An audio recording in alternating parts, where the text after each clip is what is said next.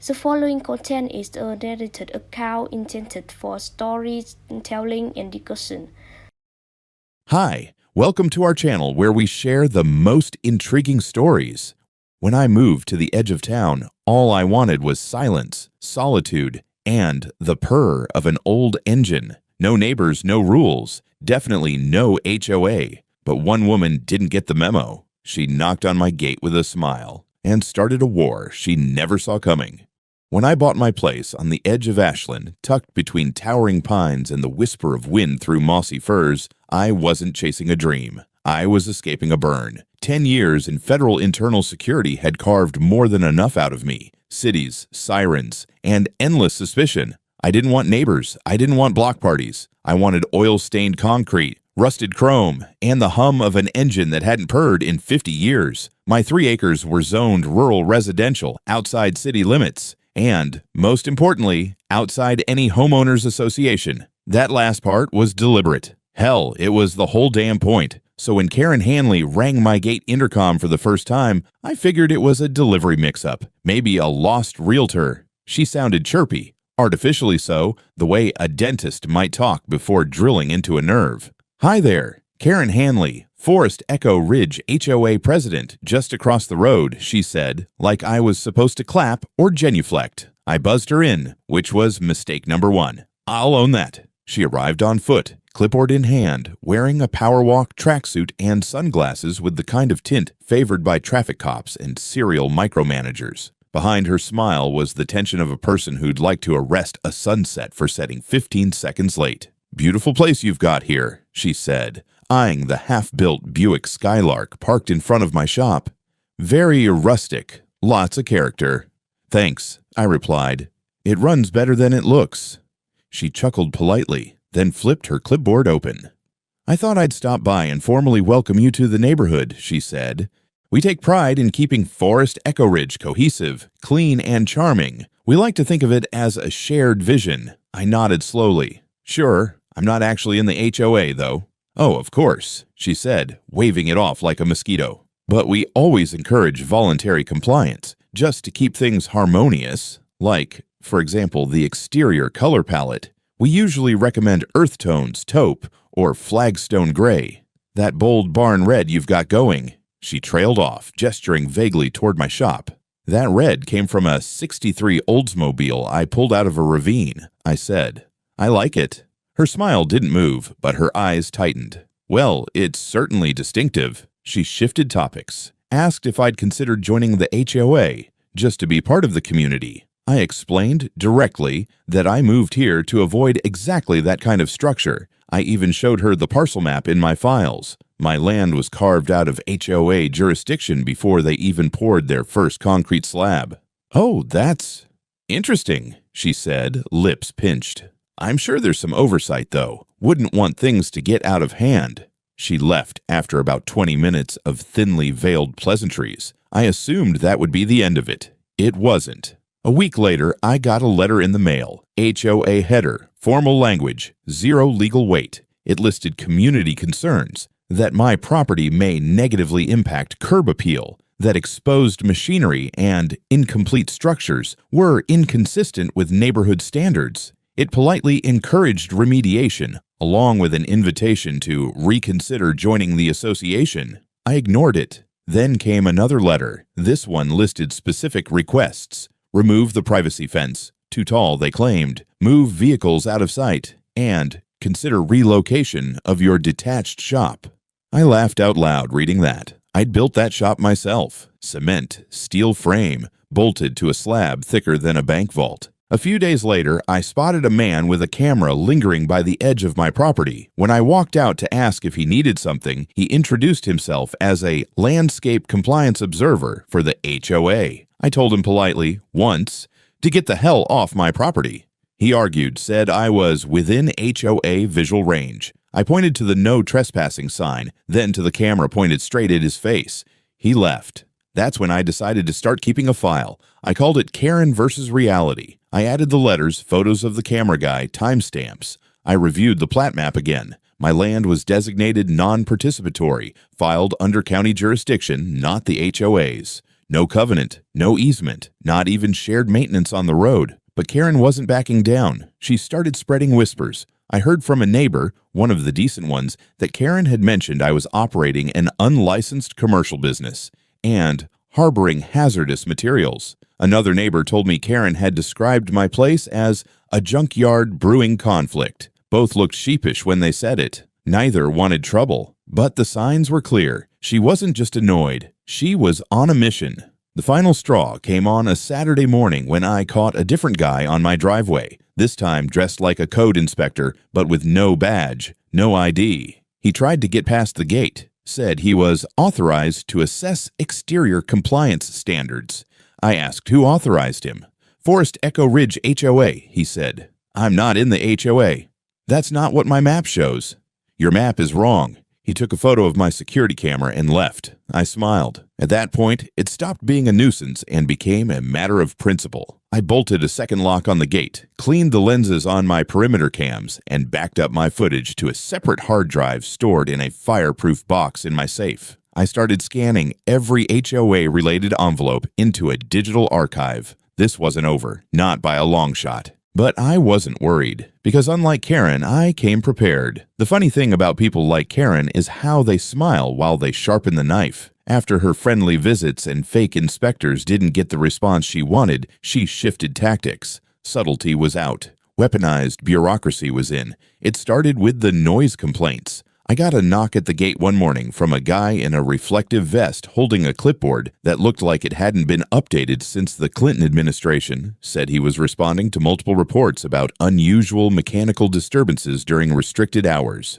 I asked what hours those were. He looked confused. I asked who filed the complaints. He said that information was confidential. I told him I worked inside a closed garage with sound insulation thicker than a coffin lid, and that I hadn't used power tools past 6 p.m. in weeks. He shrugged and left, but not before jotting something down. Probably non-cooperative, which in HOA speak translates to, "We're going to try harder." Next came the accusations about hazardous waste. Someone filed a report with the county suggesting that I was storing oil drums and chemical substances improperly. That led to a real inspector showing up, county certified this time, who was actually polite and reasonable. I invited him in, walked him through the garage, showed him the spill-proof containers, OSHA-rated floor coating, the full compliance chart mounted next to the tool wall. He whistled and said, "Damn, this place is cleaner than our own fleet shop." We shook hands. He left. That should have ended it. But Karen doesn't stop when she's wrong. She doubles down.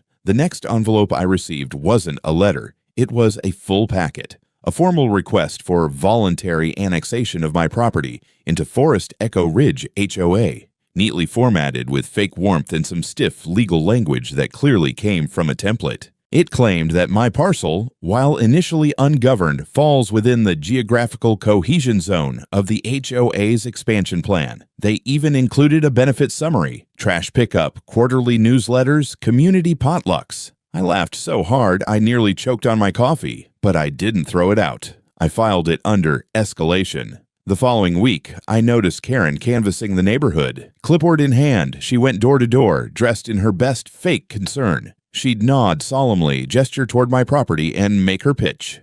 I knew that routine. I'd seen similar tactics used in political pressure ops overseas. You create the illusion of consensus by gathering coerced signatures, then present it as community will. Mob rule with paperwork. She didn't know one of her targets had a conscience. Lauren, a quiet woman who lived 2 lots down, stopped by my gate that weekend. She brought banana bread and a USB drive. "Thought you might want to hear this," she said. I offered her a chair under the carport and plugged the drive into my tablet. It was a recording. Karen's voice, unmistakable. "He doesn't belong here. He thinks he's special because he's ex-government. What we need to do is get enough signatures and send them to the county. If we show that he's disrupting unity, they might approve mandatory annexation. Once he's in, he's ours. He'll have to comply or pay fines." She paused, then added with a bitter little laugh, "And if that doesn't work, we've still got my son." I played it back twice just to be sure.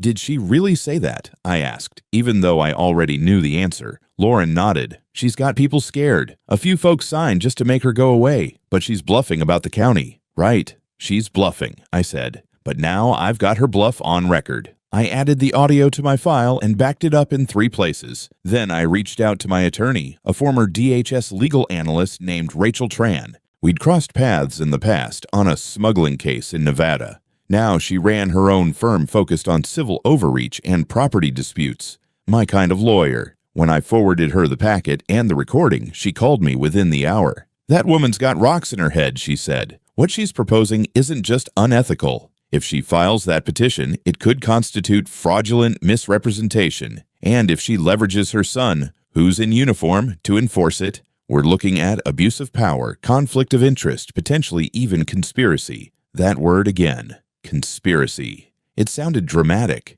but damn if it didn't fit. Rachel drafted a cease and desist letter that made my previous letters look like birthday cards. We had it delivered to Karen's mailbox by courier, signed, time-stamped, and legally notarized. That, I figured, might cool her jets. Spoiler, it didn't.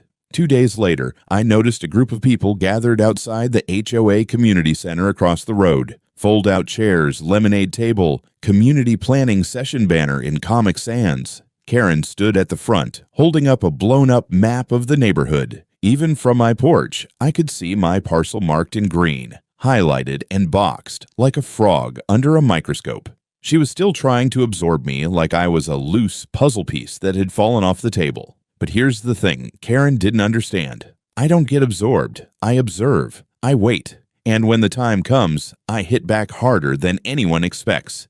And that time was coming soon. The next envelope didn't come by mail. It was hand-delivered by some middle-aged guy in a fleece vest and dock shoes who introduced himself as Don from the Compliance Committee. I didn't shake his hand. Instead, I asked if he was a process server. He laughed. I didn't. The folder he handed over had a glossy cover and the HOA's seal printed dead center like it meant something. Inside was a letter from the Forest Echo Ridge Association stating, with comically confident wording, that my property had been officially recognized as eligible for annexation into the HOA, citing a new map showing the expanded jurisdictional boundary of the neighborhood. They'd redrawn the map, just like that, as if county zoning laws were suggestions, as if land ownership could be changed with a highlighter and a copy of Photoshop. I flipped through the materials. There it was, my 3-acre parcel outlined in green and labeled Pending Inclusion Zone. Some intern probably thought that sounded official. The package also contained a Notice of Preliminary Infraction listing 5 violations: non-standard fencing, vehicle exposure, industrial activity, improper structure coloration, and, my favorite, visual dissonance. I held the page up to Don. "Visual dissonance? What is this? A symphony?" Don shrugged. "I just delivered the documents, man." "You ever deliver one to a federal court?" He didn't like that. He left fast. I scanned the documents, uploaded them to my archive, and immediately flagged the map. There was something off about it. The lines didn't match the original plat layout I had from the county clerk's office. I pulled up the public records database, navigated to the original zoning plats filed 15 years ago, and compared them side by side. Bingo! The original map clearly showed my parcel as unincorporated private residential with 0 HOA ties. The new one had been altered, subtly, but enough to give a lazy bureaucrat the wrong impression. I called Rachel. "This isn't just pressure anymore," I said. "They forged a boundary map. They're trying to make it look like I'm already part of the HOA." She cursed under her breath. "Send me everything. I'm going to request a forensic metadata analysis. If we can prove digital tampering and tie it back to a known device, we've got grounds for fraud, maybe even attempted land grab. You think Karen's that stupid? I think she's that arrogant." By that evening, we had a preliminary report from a digital forensic expert. The HOA maps PDF contained embedded metadata indicating it had been created using a device registered to Forest Echo Praise, with a creation timestamp from 2 weeks prior, before any vote or community action had supposedly occurred. They weren't just cheating. They were preloading the lie. I didn't sleep much that night, not because I was scared. I was pissed. It wasn't about property lines anymore. It was about someone thinking they could rewrite reality and using bureaucracy like a sledgehammer. The next morning, I woke up early and took a walk to the edge of my property with a mug of black coffee and a Sharpie. I looked at the tree line, where Karen had once told me my shop interrupted the natural view. I smiled and scribbled a note on the back of a cardboard sign and jammed it into the ground next to the road. Not part of HOA. Nice try, though.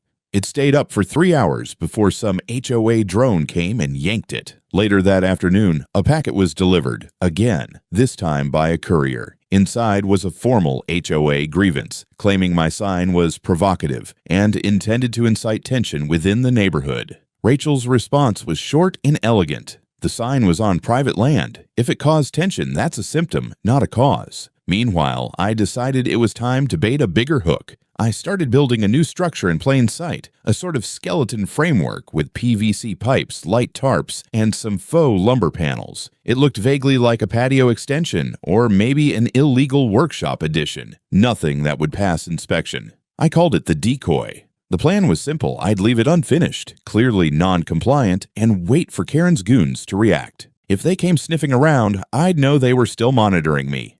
And I'd catch them in the act again. If they reported me, I'd spring the trap. But that part would come later. For now, I just waited. And sure enough, 2 nights later, a car with no front plates parked across from my driveway. A man stepped out, took photos with his phone, then pulled out what looked like a measuring wheel. He walked the edge of my fence like a dog checking territory. He wasn't with the city. He wasn't with the county. And he sure as hell wasn't supposed to be there. I had 4 cameras on him, 2 with night vision. I made sure to get his face, his car, and a beautiful close-up of him slipping a flyer into my gate with the HOA seal on it. Inside, the flyer read, "Unauthorized construction notice. Immediate review required." Below that was a reference to the same forged map from before, with a new addition, a little stamp in red, "Map Revision A. Board approved." Board approved my ass. They were digging themselves a deeper hole, and I was holding the shovel. It happened on a Tuesday, one of those weirdly quiet mornings where everything feels just slightly out of sync. Too still, too bright. Even the birds seemed to be holding their breath. I spent the whole morning standing under the lift adjusting the rear axle on a 1968 GTO that came with a faulty differential and an owner who didn't know what limited slip really meant. My hands were slick with grease and sweat, and I'd just come out to grab a water when I saw her.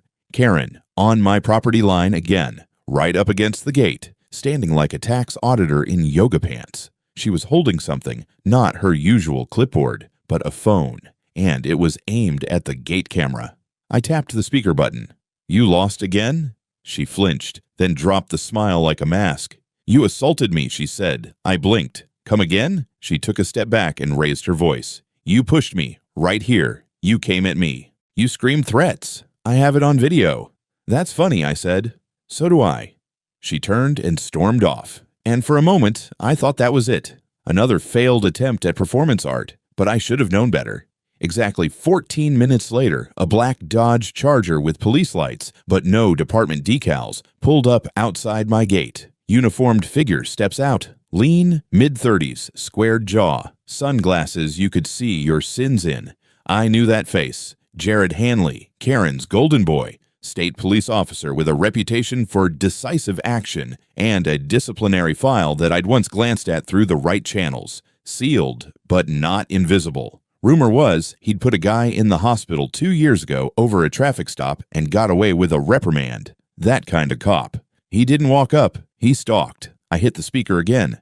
"If you're here in any official capacity, I need to see a badge and a warrant." "You threatening my mother, Miles," he barked. I didn't answer that. Instead, I stepped out onto the porch, calm, hands empty, shirt still stained from the GTU. He didn't even look at the camera mounted above the door. "You're under investigation for assaulting a senior citizen," he said. "Step off the porch, face down, now." I crossed my arms. "Where's the complaint?" "My mother filed it." "That's not how probable cause works." He stepped closer to the gate. "I'm not here for a debate." I nodded toward the cameras. "You're being recorded, Jared. 4 angles. Audio too." He paused, just for a second, then unclipped his holster strap.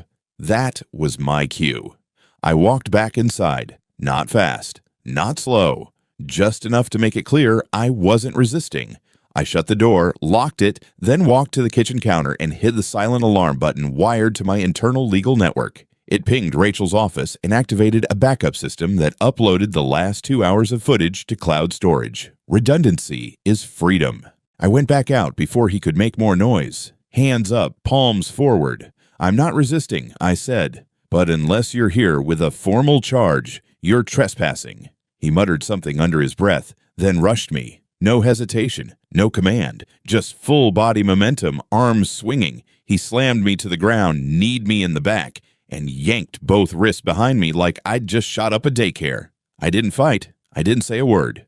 But I smiled, just a little, because I could see the front-facing camera catching every second of it. He slapped cuffs on me, way too tight, and muttered, "You think you're above the law? Let's see what jail does to your attitude." I said nothing. He radioed for backup. Not a patrol unit, but a transport vehicle for an aggressive suspect. His words. By the time the marked SUV arrived, I was sitting quietly on the gravel, wrists burning, back stiff, and patience fraying at the edges. The two uniformed deputies who got out looked confused. One of them, Morales, I'd met once before at a town hall meeting. His eyes flicked from me to Jared, to the camera above the porch, then back to Jared. "You Mirandized him?" Morales asked. "He's a threat," Jared snapped. "I don't need to if there's physical risk to a civilian."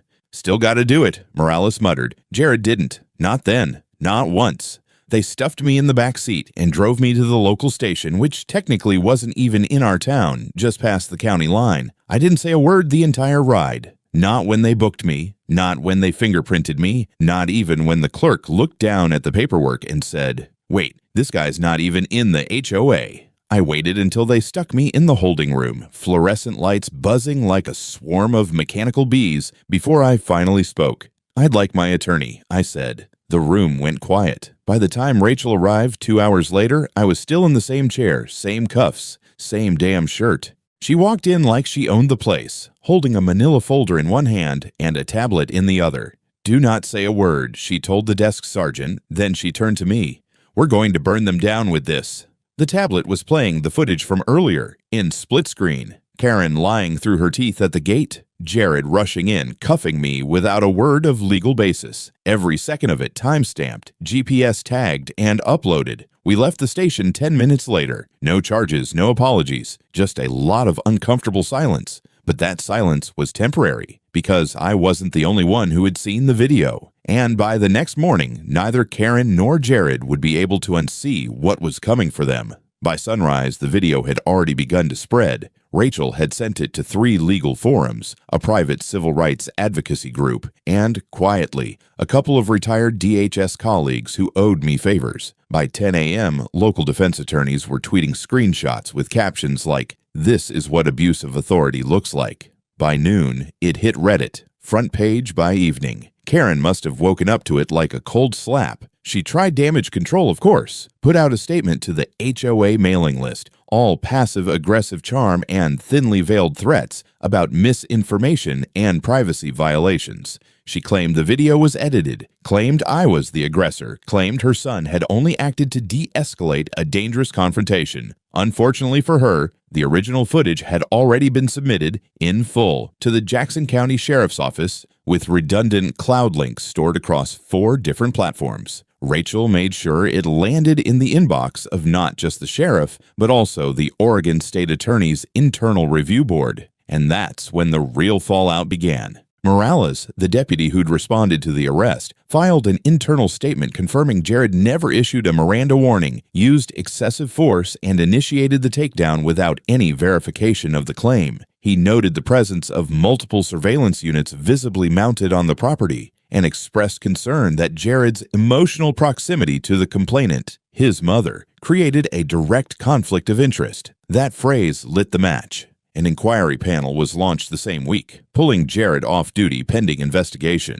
His department issued a neutral statement, heavy on the legalese but thin on support. Internally, though, the gears were grinding. Turns out, Jared had a history, 2 previous complaints for unnecessary force, and 1 flagged use of authority report, all quietly settled. The timing, the relationship to the complainant, and the damning footage cracked the shell wide open. But that wasn't all. Remember the phony map Karen submitted? The one that tried to redraw my property line into HOA territory? Rachel's digital forensics team pulled the entire creation trail. Not only had the PDF originated on Karen's association-issued laptop, but they also traced the image data back to a modified county zoning map, one that had been lifted from an old Planning Commission folder and altered in Photoshop. They even found the working file. It still had the original file name, Miles Reed Map Edit Final Subtle. Rachel's voice practically dripped with satisfaction when she handed me the printed report. She didn't just fake jurisdiction, she said. She premeditated it. That's forgery, attempted fraud, and misrepresentation. Add that to her call to Jared, and we're looking at conspiracy to violate civil rights.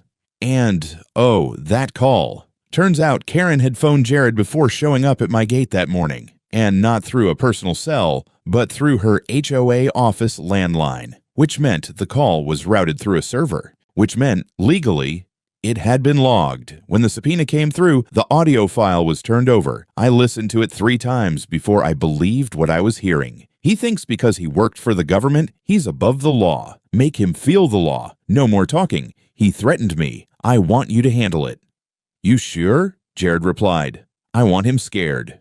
You could almost hear the smugness in her voice, that control-drunk certainty that no one would dare question her. By the end of the week, we had the foundation for a full civil suit. Rachel drafted the claim: false arrest, abuse of authority, conspiracy, defamation, and emotional distress, with supporting affidavits from Morales, Lauren, our audio recording neighbor, and 2 other residents who admitted Karen had pressured them into signing that fake annexation petition. But I wasn't done. Remember that decoy structure I'd built? The PVC skeleton out by the garage? It had worked like a charm. Not 2 days after my arrest, I received an official violation notice, citing the same unauthorized construction and referencing, yet again, the fraudulent HOA map as proof of jurisdiction. This time, I didn't just file it. I used it. Rachel prepared an exhibit for our case labeled Entrapment Attempt via Fraudulent Authority. We included photos of the decoy, the date-stamped violation letter, the footage of the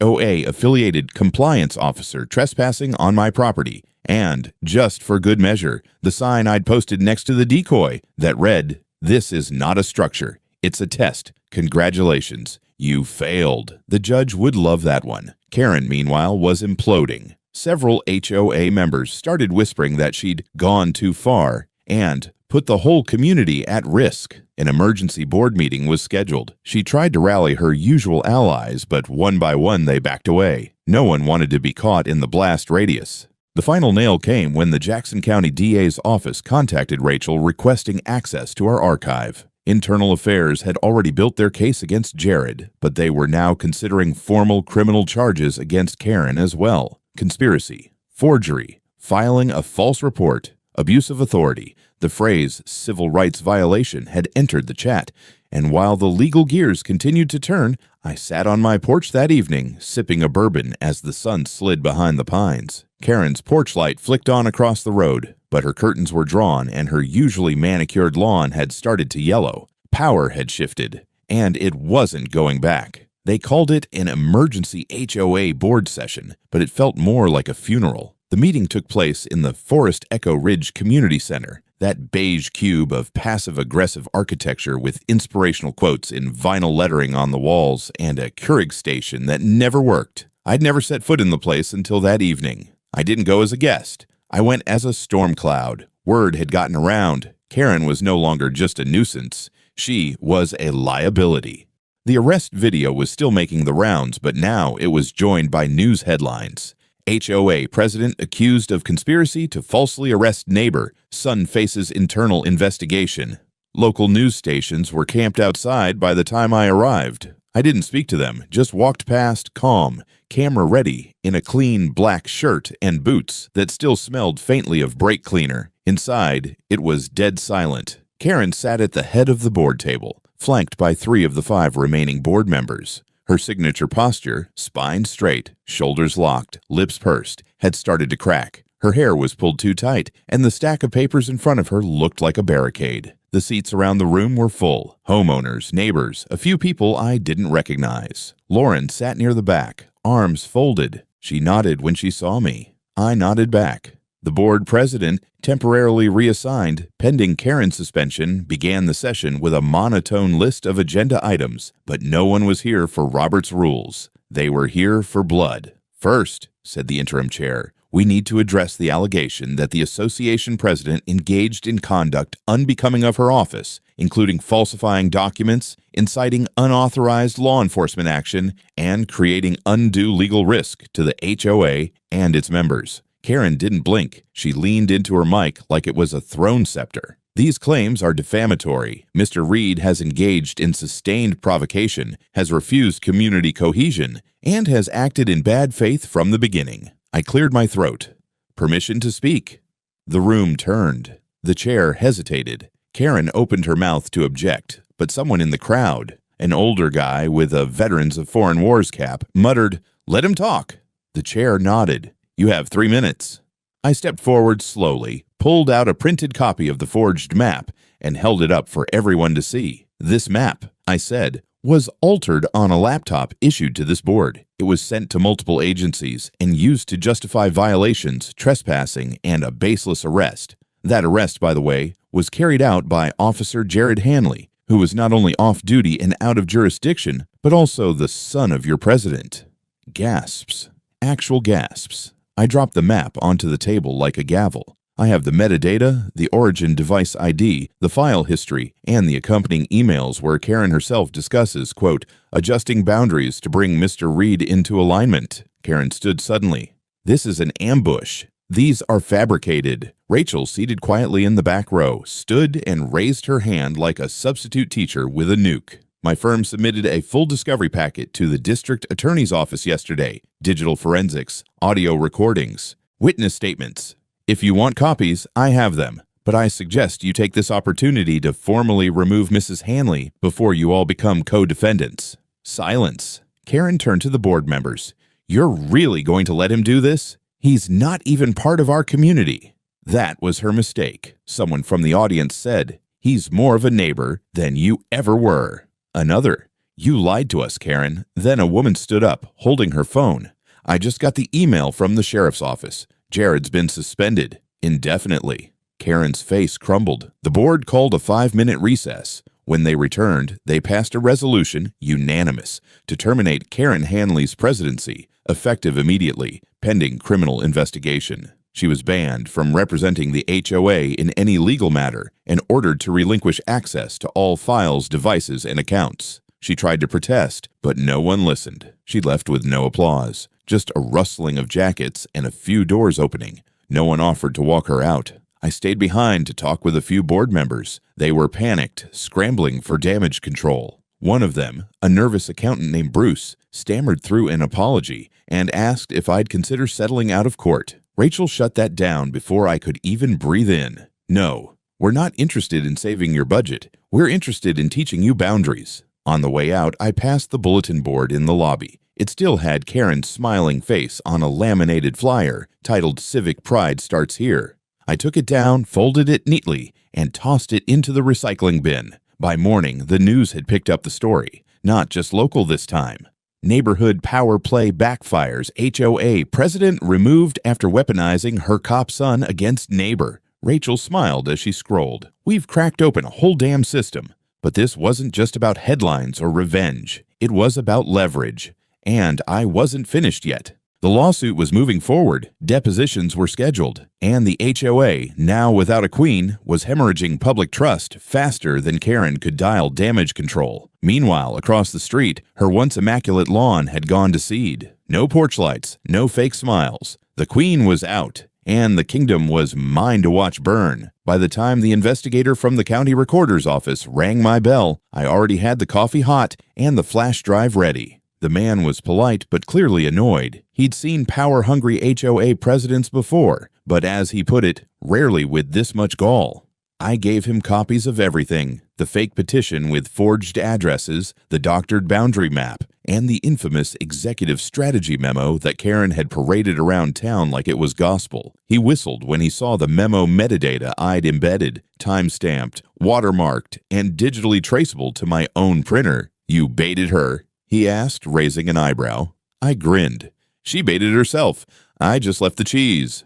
That was the beginning of a swift and very public unraveling. The county launched a formal inquiry and immediately passed everything to the Oregon Department of Justice's Property and HOA Oversight Division. It turned out that not only had Karen submitted forged documents to a government office, but she had also gathered over 20 fake signatures, several of which belonged to residents who were either dead or had moved away years ago. One was a guy serving overseas in the Navy. I don't know whether she thought no one would check or just didn't care. The moment the press got hold of the story, it blew up like dry pine in a wildfire. Local headlines read, HOA president accused of forgery in attempt to expand control over non-member property. Then came the knock on her door, and not just one officer, 2 sheriff's deputies, and an agent from the DOJ. They walked her out of her own house in handcuffs, still in her gardening gloves. I watched from my porch with a mug of black coffee and a cat on my lap.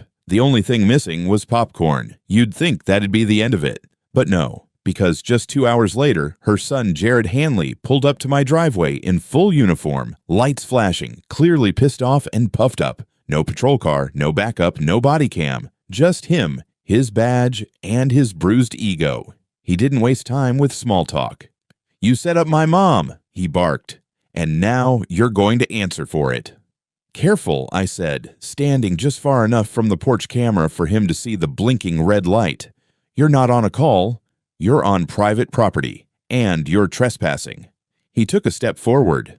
"This isn't going to end the way you think." And that's when he made his second mistake. He shoved past me, crossed onto the steps, and told me I was under arrest for obstruction of justice and entrapment.